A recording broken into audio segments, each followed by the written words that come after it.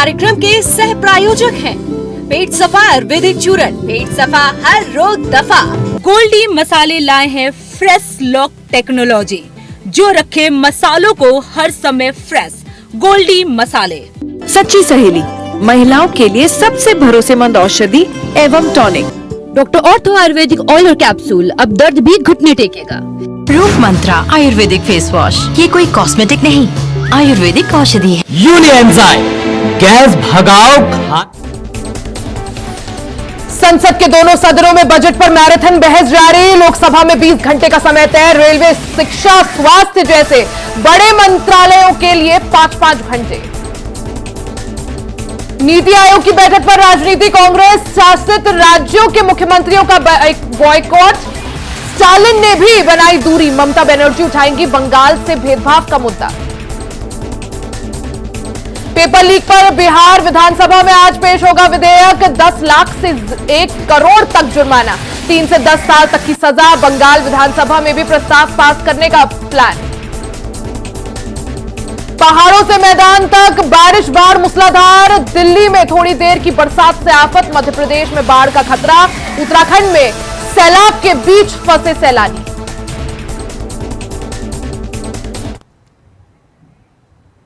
नमस्कार, जो वॉइस देख रहे हैं आप, मैं हूं आपके साथ रिया डंगवाल। बुलेटिन की शुरुआत करेंगे इस वक्त की बड़ी खबर के साथ। सबसे पहले बात कर लेते हैं उत्तर प्रदेश की। 29 जुलाई से शुरू होगा उत्तर प्रदेश का विधानसभा सत्र। सहयोगी दलों के तेवर से बीजेपी इस दौरान बेचैन है। नौकरियों में आरक्षण समेत कई मुद्दों पर विपक्ष सरकार को घेरने की तैयारी में है। प्रशासनिक अधिकारियों की मनमानी का भी आरोप लगा है। साथ ही विपक्ष के साथ बीजेपी के सहयोगी भी आरोप लगा रहे हैं। कांवड़ यात्रा के दौरान नेम प्लेट का मुद्दा भी उठाएंगे। इस मुद्दे पर आरएलडी ने विरोध में स्टैंड लिया था। इस पर 5 दिन का यूपी का मॉनसून सत्र होगा। तो बड़ी खबर आपको बता दें, उत्तर प्रदेश में विधानसभा का मॉनसून सत्र 29 जुलाई से शुरू होगा। इस दौरान सहयोगी दलों के तेवर से भारतीय जनता पार्टी पूरी तरह से बेचैन है। नौकरियों में आरक्षण समेत कई मुद्दों को लेकर विपक्ष योगी सरकार को घेरने की तैयारी में है। प्रशासनिक अधिकारियों की मनमानी का भी इस दौरान आरोप लगेगा। साथ ही विपक्ष के साथ बीजेपी के सहयोगी दल भी ये आरोप लगा रहे हैं। कांवड़ यात्रा के दौरान नेम प्लेट का मुद्दा भी जमकर उठाया जाएगा। विपक्ष नेम प्लेट वाले मुद्दे पर भी योगी सरकार को घेरने की तैयारी में है। आपको बता दें कि आरएलडी और जयंत चौधरी की तरफ से इस मुद्दे पर स्टैंड लिया गया था। इस मुद्दे का विरोध किया गया था। इस बार हालांकि 5 दिन का मॉनसून सत्र होने वाला है। तो उत्तर प्रदेश का मॉनसून सत्र 29 जुलाई से शुरू होगा। इस दौरान सहयोगियों के तेवर से भारतीय जनता पार्टी बेचैन है। नौकरियों में आरक्षण समेत कई मुद्दों पर विपक्ष योगी सरकार को घेरने की तैयारी में है। प्रशासनिक अधिकारियों की मनमानी का भी आरोप है। बता दें कि विपक्ष के साथ बीजेपी के जो सहयोगी हैं वो भी बीजेपी को घेर सकते हैं। ज्यादा जानकारी के लिए सीधा रुख कर लेते हैं संवाददाता कृष्णा मिश्रा का। कृष्णा, उत्तर प्रदेश विधानसभा का बजट से सत्र जो है 29 जुलाई से शुरू होगा। ऐसे में कई सारे मुद्दों पर जो है विपक्ष योगी सरकार को घेरने की तैयारी में है। देखिए रिया, जो है 29 तारीख से बजट सत्र शुरू हो रहा है। उसको लेकर जो विपक्ष है वो लगातार अपनी तैयारी कर रहा है। भारतीय जनता पार्टी जो लोकसभा चुनाव के बाद ये पहला सत्र है और उसके बाद जो विपक्ष है वो लगातार पूरी तरीके से तैयार है। चाहे वो रोजगारी का मुद्दा हो, चाहे वो किसान का मुद्दा हो, चाहे वो जो है अब एक नया मुद्दा जो अभी उत्तर प्रदेश सरकार में नेम प्लेट का आया, नेम प्लेट को भी लेकर जो है तमाम तरीके की जो बयानबाजी हुई उसको भी सदन में उठाया जाएगा। तो वहीं पर जो भारतीय जनता पार्टी के सहयोगी दल हैं, जो उत्तर प्रदेश सरकार के द्वारा लगातार जो बुलडोजर चलाए जा रहे थे, बुलडोजर पे ही उनके जो सहयोगी मंत्री हैं, निषाद पार्टी के जो है अध्यक्ष हैं संजय निषाद ने भी एक बयान जारी किया था। उन्होंने कहा था कि आप जिसके घर तोड़ेंगे तो क्या वो आपको वोट देंगे। तो जिस तरीके से 2024 में लोकसभा चुनाव में भारतीय जनता पार्टी को उत्तर प्रदेश में संजय, एक तरफ विपक्ष जो है जमकर इस विधानसभा सत्र में, बजट सत्र जो होने वाला है इसमें जमकर योगी सरकार को घेरने की तैयारी में, वहीं दूसरी तरफ जिस तरह से जो सहयोगी दल है, चाहे वो निषाद पार्टी हो या सुभा सपा हो या फिर जिस तरह से आरएलडी की बात करें, लगातार उनके जिस तरह से तेवर बदले हैं, क्या माना जाए इस बजट सत्र में क्या कुछ अलग हो सकता है?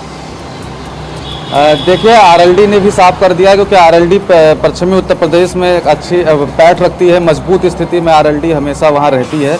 और अगर बात करें तो समाजवादी पार्टी के जो है चुनाव जीतकर जो आई इकरा हसन, उन्होंने भी एक बयान जारी करके कहा है कि हम जो है जात पात की राजनीति नहीं करते हैं, और जिस तरीके से भारतीय जनता पार्टी और उत्तर प्रदेश में इस तरीके की राजनीति हो रही है कि नेम प्लेट लगाया जाए। उसके बाद जो सुप्रीम कोर्ट ने आदेश जारी किया है, फिलहाल इस जो है आदेश को अभी तक के लिए रोक दिया गया है। इस पर अगली सुनवाई 28 तारीख को होनी है, उसके बाद ही ये सामने निकल के आएगा कि ये जारी रहेगा या इस आदेश को खत्म किया जाएगा।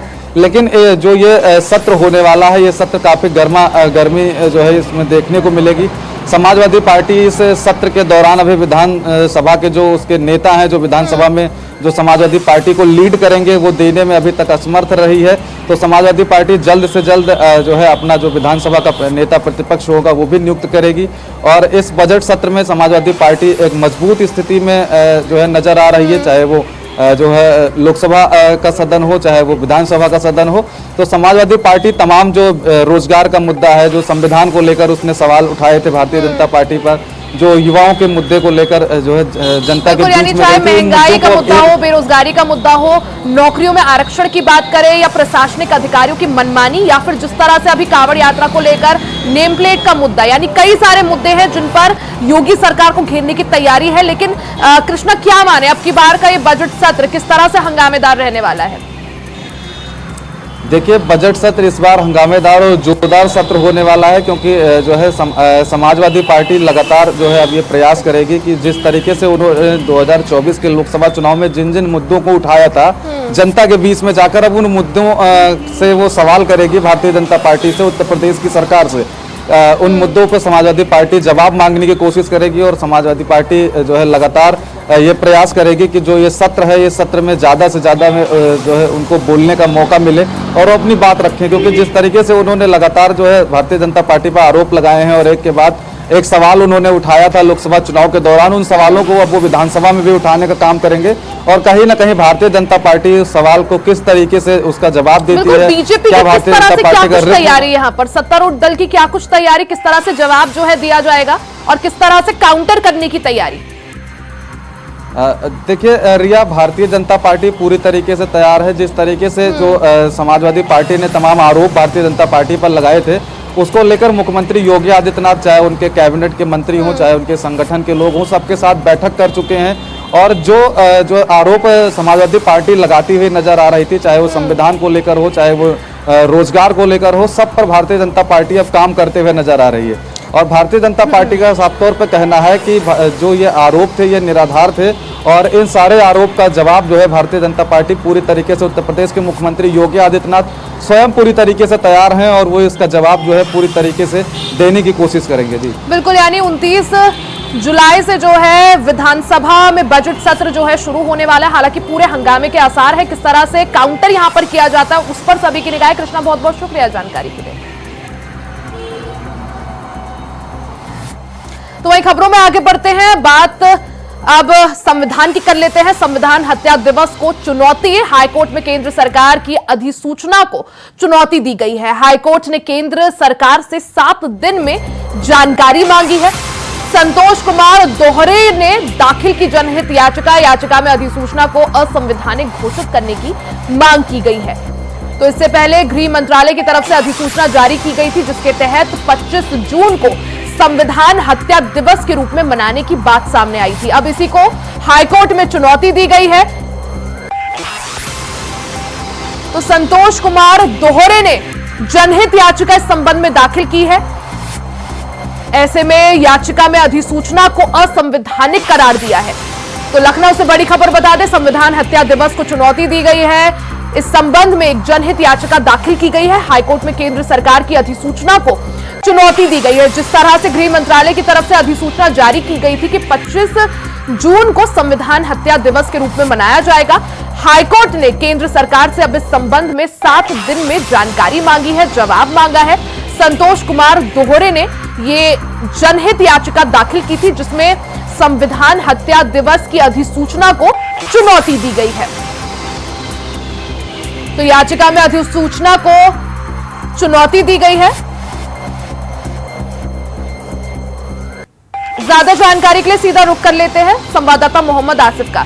मोहम्मद आसिफ, जिस तरह से गृह मंत्रालय की तरफ से अधिसूचना जारी की गई थी कि हर साल 25 जून को संविधान हत्या दिवस के रूप में मनाया जाएगा, अब इस संबंध में जनहित याचिका दाखिल हो गई है जिसमें इस अधिसूचना को चुनौती दी गई है, क्या जानकारी?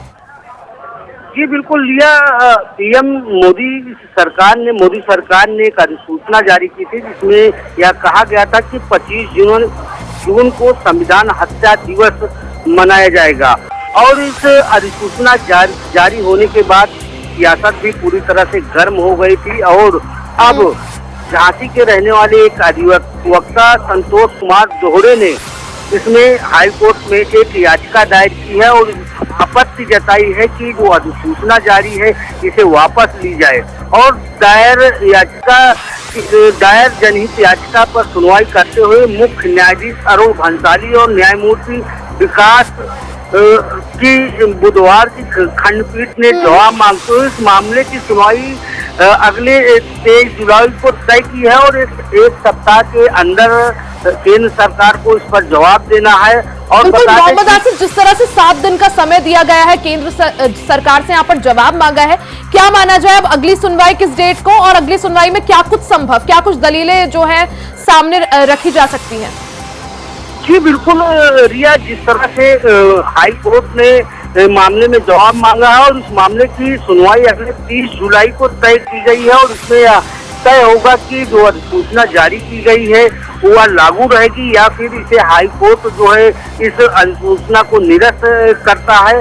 क्योंकि अधिवक्ता संतोष दोहरे ने कहा है कि संविधान जो है मृत नहीं हो सकता है और जिस तरह से यह भी कहा गया है कि इससे जो है संविधान का उल्लंघन है। जिस तरह से 25 जून को संविधान हत्या दिवस घोषित किया गया है, यह हत्या दिवस जो है कहीं न कहीं गलत है और साथ ही साथ कई अन्य पहलुओं को भी इस याचिका में जो है शामिल किया गया है। और यह भी कहा गया है कि संविधान एक जीवन दस्तावेज है जो कभी मन नहीं सकता और न ही किसी को इसे नष्ट करने की अनुमति दी जा सकती है। फिलहाल जिस तरह से पीएम मोदी सरकार ने जिस तरह से 25 जून को हत्या दिवस घोषित किया था, इसको लेकर समाजवादी पार्टी और बसपा ने भी कड़ा तंज कसा था। कई मुद्दों को उठाकर सपा प्रमुख अखिलेश यादव ने बीजेपी सरकार को घेरने की कोशिश की थी। अब जो है यह मामला हाई कोर्ट में पहुंच गया। हालांकि अब देखना यह होगा कि 31 जुलाई को जो सुनवाई होती है हाई कोर्ट की तरफ से उस पर कोर्ट का क्या फैसला रहता है। 25 जून को संविधान हत्या दिवस के रूप में मनाने पर जमकर सियासत जो है पहले वो शुरू हुई, अब ये मामला जो है अदालत तक पहुंच गया। हाई कोर्ट में ये जो जनहित याचिका दाखिल हुई है संतोष कुमार दोहरे की तरफ से, क्या माना जाए आखिर इसका आधार क्या रखा गया मोहम्मद आसिफ? जी बिल्कुल रिया, जिस तरह से 25 जून को हत्या दिवस घोषित हुआ उसके बाद राजनीतिक उफान मच गया, राजनीतिक दलों ने भी इसका विरोध किया। अब जिस तरह से झांसी के रहने वाले अधिवक्ता संतोष दोहरे ने हाईकोर्ट में याचिका दाखिल की है, याचिका में कहा कि संविधान मृत दस्तावेज नहीं हो सकता है और कहीं न कहीं संविधान का अपमान भी होगा और इसे जो है हटाया जाए। इस मामले में जिस तरह से अब मामले की सुनवाई होगी, हाईकोर्ट ने 7 दिन के भीतर जो है जवाब भी मांगा गया। हालांकि संविधान में आस्था रखने को लेकर भारतीय नागरिकों का भी पूरा अपमान है, यह भी कहा गया है अधिवक्ताओं की तरफ से और एक जो है विरोध अधिवक्ताओं की तरफ से है और यही वजह है कि हाई कोर्ट में इसकी याचिका भी दायर हो गई है। जी रिया बिल्कुल। और अगर मोहम्मद आसिफ, अगर हाई कोर्ट का जो फैसला आता है वो पक्ष में ना हो किसी के भी, तो क्या यहाँ पर सुप्रीम कोर्ट का रुख किया जा सकता है, विकल्प सुप्रीम कोर्ट भी?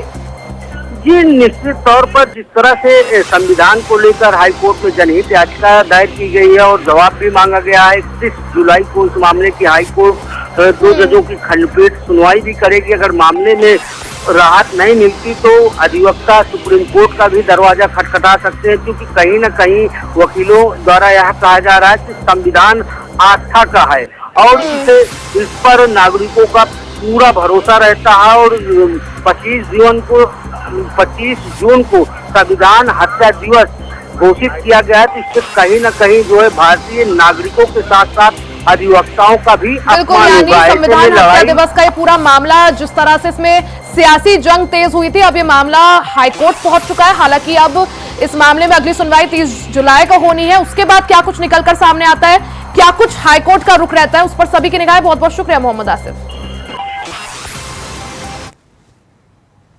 वहीं लखनऊ कानपुर के बीच अब वंदे मेट्रो शुरू होगी। 45 मिनट में वंदे मेट्रो से कानपुर की दूरी तय की जाएगी। 160 किलोमीटर प्रति घंटे की रफ्तार से वंदे मेट्रो ट्रेन चलेगी। इस दौरान आम बजट में रेलवे को 2 लाख करोड़ से ज्यादा का आवंटन मिला था। तो बड़ी खबर आपको बता दें, लखनऊ कानपुर के बीच अब वंदे मेट्रो ट्रेन शुरू होने वाली है। 45 मिनट में वंदे मेट्रो ट्रेन से लखनऊ से कानपुर तक की दूरी तय होगी। 160 किलोमीटर प्रति घंटे की रफ्तार से ट्रेन चलेगी। इस दौरान बीते दिन जिस तरह से वित्त मंत्री निर्मला सीतारमण ने बजट पेश किया था, आम बजट में रेलवे को 2 लाख करोड़ से ज्यादा का आवंटन मिला था। ऐसे में लखनऊ कानपुर के बीच वंदे मेट्रो ट्रेन शुरू होने की तैयारी शुरू हो गई है। ज्यादा जानकारी के लिए सीधा रुख कर लेते हैं ब्यूरो चीफ प्रियम पाठक का। जिस तरह से बीते दिन वित्त मंत्री निर्मला सीतारमण ने बड़ी सौगात दी थी, बजट पेश किया था, इसमें लखनऊ से कानपुर तक वंदे मेट्रो ट्रेन शुरू होने की भी बात सामने आई है। बिल्कुल, देखिए कल जिस तरीके से जो बजट जारी किया गया है उसमें लखनऊ और कानपुर के लिए भी कह सकते हैं बड़ी सौगात के तौर पर है कि जब लखनऊ और कानपुर के बीच में वंदे जो मेट्रो ट्रेन है वो चलेगी, क्योंकि बड़ी संख्या में जो लोग हैं, क्योंकि कानपुर जो है वो इंडस्ट्रियल सिटी के तौर पर जाना जाता है और लखनऊ चूंकि कैपिटल है, तो ऐसे में इन दोनों शहरों के बीच में आवागमन जो है वो बड़ी संख्या में यात्री करते हैं। तो ऐसे में उनको सहूलियत मिल सके, ट्रांसपोर्टेशन जो है वो और बेहतर हो सके, तो उसको लेकर उसके तौर पर प्रावधान किया गया है, जिसमें जो जानकारी है उसके मुताबिक लखनऊ और कानपुर के बीच में वंदे मेट्रो जो है वो शुरू होगी। 45 मिनट का जो ये सफर है वो होगा। अभी तक चूंकि करीब करीब 1.5 से 2 घंटे का वक्त जो है वो लग जाता है, तो ऐसे में उस समय को कम किया जा सके ताकि जो लोग जिनको आना जाना है तो आवागमन बेहतर हो। तो उसको लेकर ये सौगात के तौर पर है और माना जा रहा है कि इसको जब तैयारी शुरुआत की जाएगी तो इसमें जो स्पीड होगी वो इसकी काफी तेज हो सकती है। करीब करीब 160 किलोमीटर तक की उम्मीद जो है वो जताई जा रही है। प्रति घंटे के हिसाब से इसकी जो है वो स्पीड हो सकती है। इस पूरे आम बजट में जो है अगर आप देखें तो रेलवे को लेकर बड़े प्रावधान किए गए हैं। करीब करीब 3.25 लाख करोड़ रुपए का जो बजट है वो सेंक्शन किया गया। 2.62 लाख करोड़ रुपए की जो है वो रेलवे को आवंटन किया गया और माना जा रहा है कि उसी से इसमें लखनऊ और कानपुर के बीच में वंदे जो मेट्रो है वो उसकी शुरुआत की जाएगी और उसके जरिए कहीं ना कहीं आम लोगों को जो आने जाने वाले लोग हैं, और जैसा कि मैंने बताया क्या माना था, जैसे आपने भी बताया प्रियम कि लखनऊ से कानपुर कई सारे लोग आते जाते रहते हैं, ऐसे में उनको सहूलियत मिल सके, इसके लिए इस ट्रेन की शुरुआत यहाँ पर वंदे मेट्रो ट्रेन की किस तरह से लोगों को यहाँ पर और ज्यादा फायदा और लोगों के लिए कितनी बड़ी सौगात?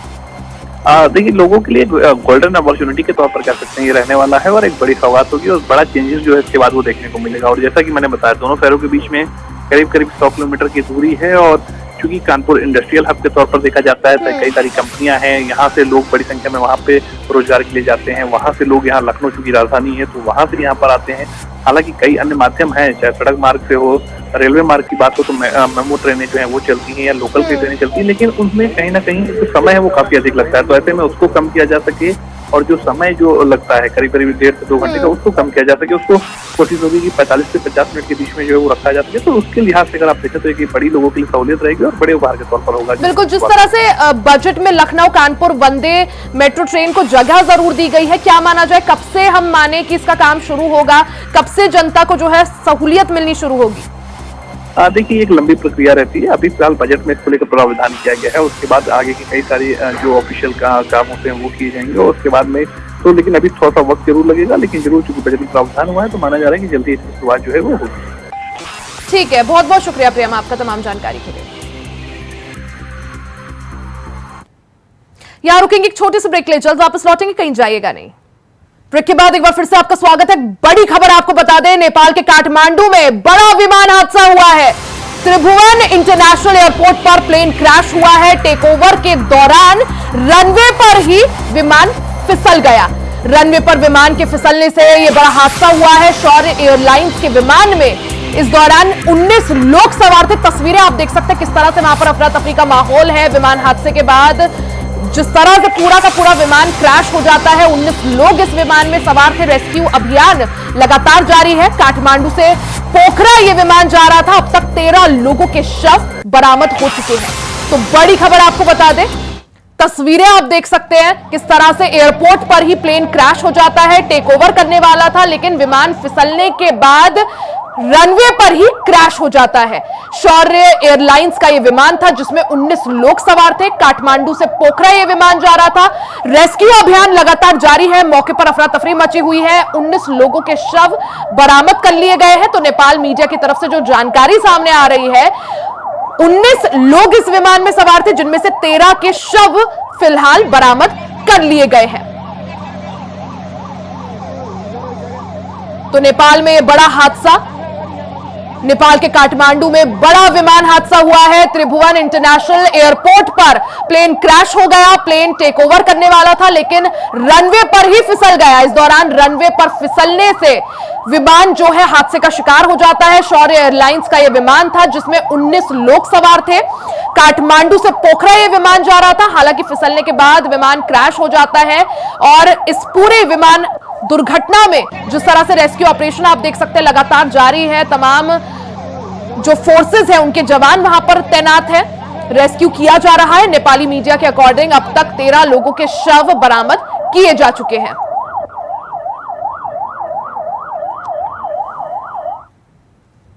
वहीं खबरों में आगे बढ़ते हैं। बजट में किए गए प्रावधानों पर प्रधानमंत्री नरेंद्र मोदी ने खुशी जताई है और कहा कि यह बजट देश को समृद्धि की ओर लेकर जाएगा। इस बजट में समाज के सभी वर्गों का ध्यान रखा गया है। सुनिए उन्होंने क्या कुछ कहा। विकास की नई ऊंचाई पर ले जाने वाले इस महत्वपूर्ण बजट के लिए मैं सभी देशवासियों को बधाई देता हूं। वित्त मंत्री निर्मला सीतारमण जी और उनकी पूरी टीम बहुत बहुत बधाई की पात्र है।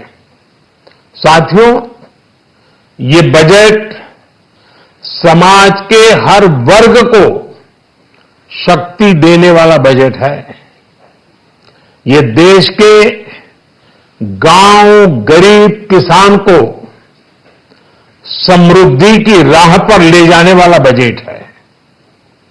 पिछले 10 वर्षों में 25 करोड़ लोग गरीबी से बाहर निकले हैं। ये जो न्यू मिडिल क्लास बना है, यह बजट उनके सशक्तिकरण की निरंतरता का बजट है। ये नौजवानों को अनगिनत नए अवसर देने वाला बजट है। इस बजट से शिक्षा और स्किल को नई स्केल मिलेगी। ये मिडिल क्लास को नई ताकत देने वाला बजट है।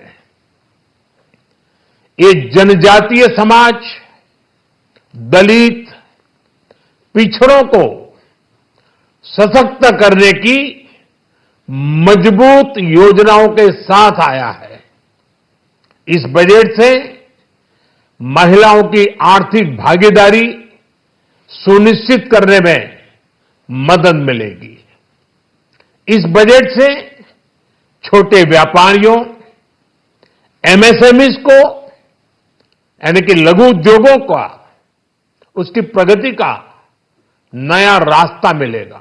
बजट में मैन्युफैक्चरिंग पर भी बल है, इंफ्रास्ट्रक्चर पर भी बल है। इससे आर्थिक विकास को नई गति मिलेगी और गति को भी निरंतरता मिलेगी। साथियों, रोजगार और स्वरोजगार के अभूतपूर्व अवसर बढ़, ये हमारी सरकार की पहचान रही है। आज का बजट इसे और सुदृढ़ करता है। देश और दुनिया ने पीएलआई स्कीम की सफलता देखी है। अब इस बजट में सरकार ने एम्प्लॉयमेंट लिंक्ड इंसेंटिव स्कीम की घोषणा की है। इससे देश में करोड़ों करोड़ों नए रोजगार बनेंगे। हम सब लोग मिलकर भारत को ग्लोबल मैन्युफैक्चरिंग हब बनाएंगे। देश का एमएसएमई सेक्टर मध्यम वर्ग से जुड़ा हुआ है। एक प्रकार से एमएसएमई सेक्टर की ओनरशिप मध्यम वर्ग ही है और इसी सेक्टर से गरीबों को ज्यादा से ज्यादा रोजगार भी मिलता है। छोटे उद्योगों की बड़ी ताकत, उस दिशा में हमारा अहम कदम है। इस बजट में एमएसएमईज के लिए ईज ऑफ क्रेडिट बढ़ाने वाली नई योजना का ऐलान किया गया है। मैन्युफैक्चरिंग और एक्सपोर्ट इकोसिस्टम को हर जिले तक ले जाने के लिए बजट में अहम घोषणा की गई है। ई कॉमर्स, एक्सपोर्ट हब्स और फूड क्वालिटी टेस्टिंग के लिए 100 यूनिट्स, ऐसे कदमों से वन डिस्ट्रिक्ट वन प्रोडक्ट अभियान को गति मिलेगी। इसी के साथ इस बुलेटिन में फिलहाल के लिए सिर्फ इतना ही। खबरों का सिलसिला जारी रहेगा, बने रहे हमारे साथ।